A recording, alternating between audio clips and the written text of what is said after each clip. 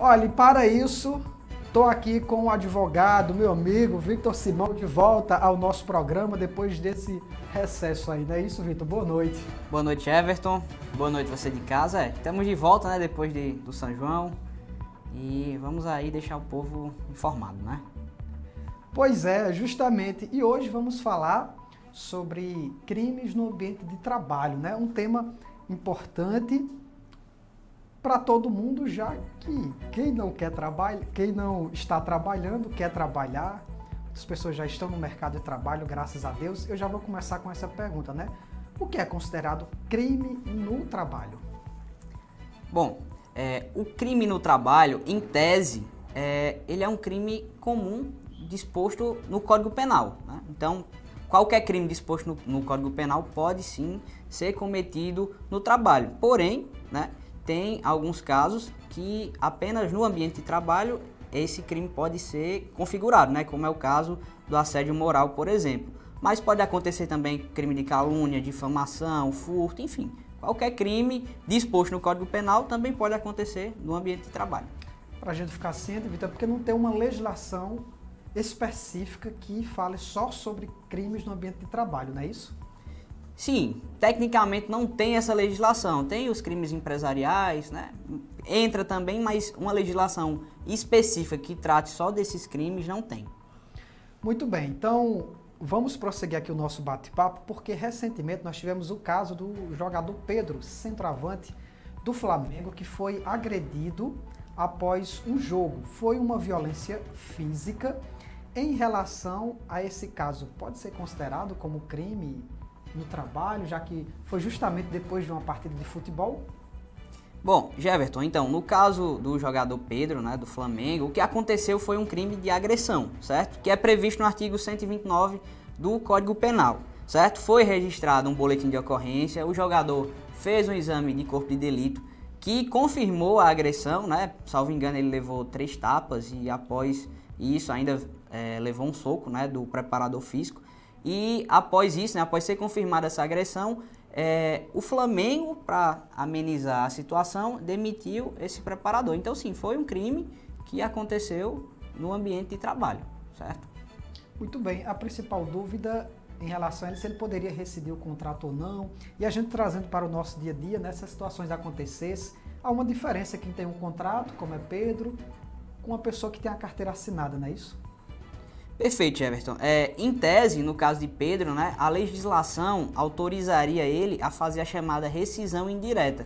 O que é rescisão indireta? É como se fosse uma demissão por justa causa invertida. A demissão por justa causa, quem comete a falta grave é o funcionário. Só que nesse caso, quem cometeu a falta grave foi a empresa.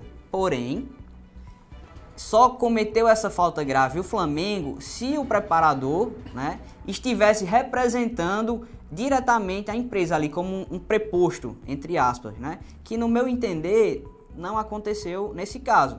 Infelizmente foi um atrito ali entre funcionários, ao meu ver o preparador estava ali como um simples funcionário e que acabou agredindo outro funcionário, claro, é um funcionário, até como a gente tinha comentado, um super funcionário, né, porque é um jogador, é uma estrela, mas foi um crime ali entre funcionários e a empresa, ao meu ver, fez o correto, que foi demitir esse funcionário que agrediu. Inclusive não se tem informações se ele foi demitido por justa causa ou como foi, né, o preparador físico. Quanto à questão contratual, o jogador até 2025 ele tem contrato previsto com o Flamengo e antes disso ele só pode sair se pagar uma multa de mais de 500 milhões de reais. Então é uma questão contratual.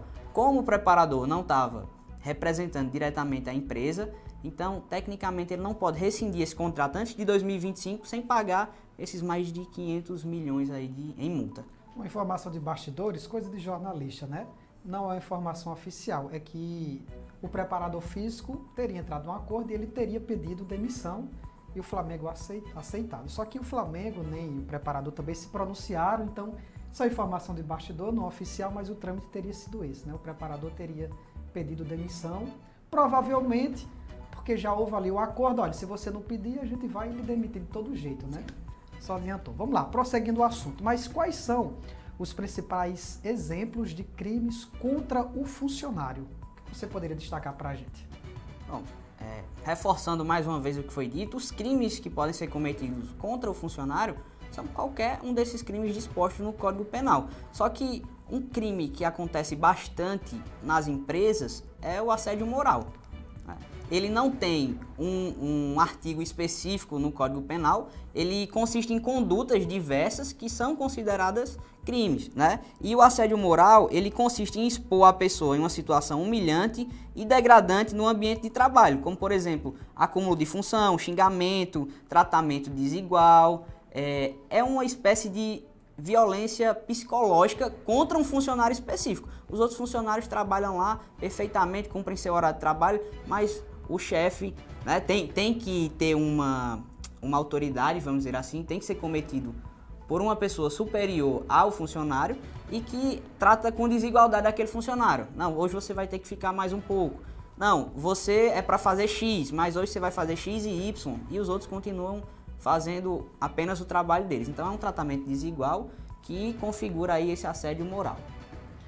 Agora vamos inverter aqui a situação, porque não é apenas funcionário, né, ou apenas o patrão que comete o crime, ou seja, o superior contra o funcionário, mas ao contrário. Então, quais são os principais exemplos de atos ilegais mais cometidos por funcionário? Agora, desta vez, o funcionário aí cometendo o ato ilegal.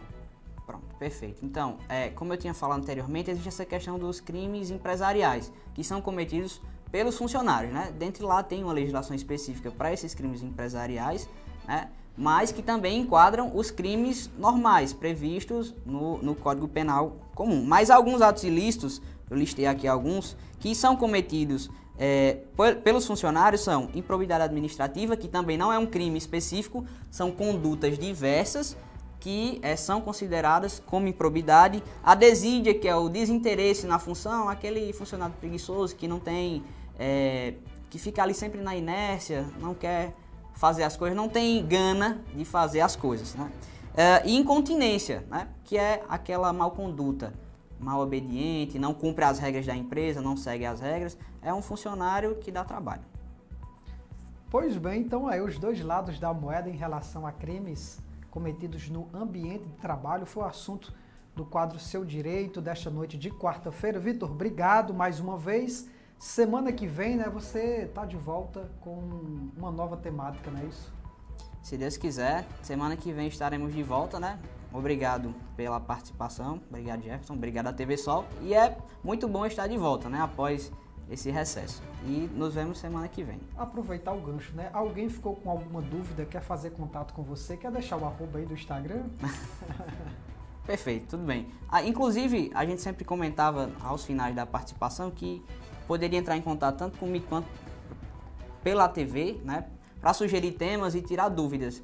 Mas, já que você sugeriu, meu arroba é dr.victorsimão, né, no Instagram, então qualquer coisa pode deixar a dúvida por lá. Mas, de preferência também, fala com o pessoal da TV, segue o arroba da TV, deixa a dúvida lá que também vai chegar até mim. Exatamente, arroba TV Sol Patos.